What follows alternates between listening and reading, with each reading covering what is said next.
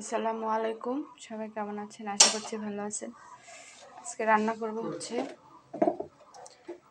আলু, একটা বেগুন ছিল, একটা পটল দিয়ে মাছ রান্না করবো। সেই মাছগুলো আগে আমি ভেজে নিচ্ছি, ভেজে তুলে রাখছি।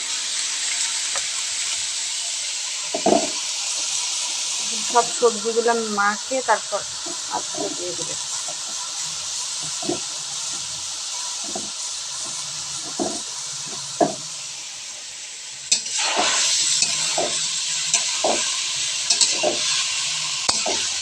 সেটা আজকে আমি মাছ দিয়ে রান্না করতেছি। এভাবে আমি পটলগুলোকে আজকে লম্বা করে কাটছি, আজকে মাছ দিয়ে রান্না করবো জন্য মাছের মতো করেই লম্বা লম্বা করে দিছি। আর যেদিন আমি ডিম দিয়ে রান্না করি সেদিন আমি পটলগুলোকে গোল গোল করে দিই।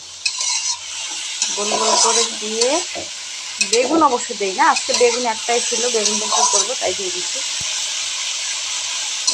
এটার মধ্যে আমি কী করি হচ্ছে আলু আর পটল গোল গোল করে কাটে নিয়ে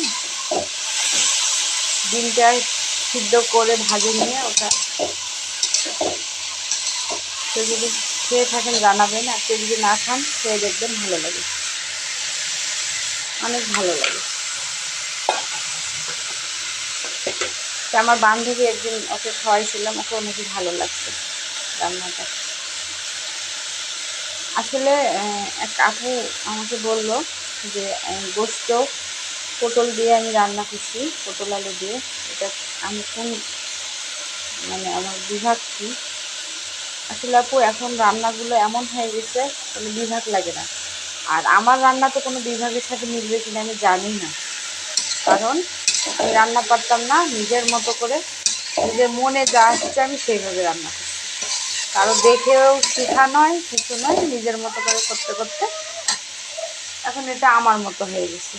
কোনো অঞ্চলের সাথে মেলে কি না তাও আমি বলতে পারবো না, তবে রান্নার সিস্টেমটা আমি আমার মতো করে রান্না করি, কারো মতো করে না। কারোটা যদি ভালো লাগে আমিও চেষ্টা করি তার মতো করে রান্না করার, কিন্তু কিছু কিছু রান্না আছে দেখলাম সব আমার নিজের মতো করে রান্না করা।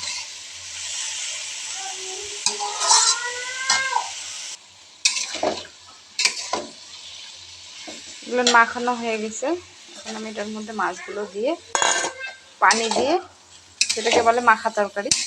সে মাখা তরকারি আজকে মাছ রান্না করতেছি। মা আমার মেয়ের পছন্দের তরকারি মাছ।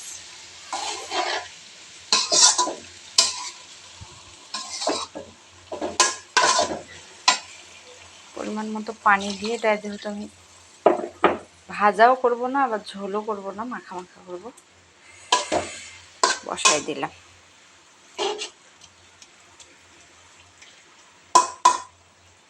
এভাবে কেউ খেয়ে দেখবেন, ডিম দিয়ে বা মাছ দিয়ে অনেক ভালো লাগে। না ভালো লাগলে আবার কমেন্টে এসে বলিয়ে, আগে একবার করে দেখিয়ে কেমন লাগে।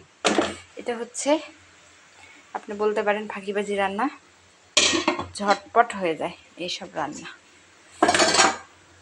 আজকের মতো ভিডিওটা এখানে শেষ করতেছি। প্লিজ ভিডিওটা যদি ভালো লাগে লাইক কমেন্ট শেয়ার, যারা ইউটিউবে দেখবেন তারা প্লিজ সাবস্ক্রাইব করে দেবেন। আল্লাহ হাফেজ।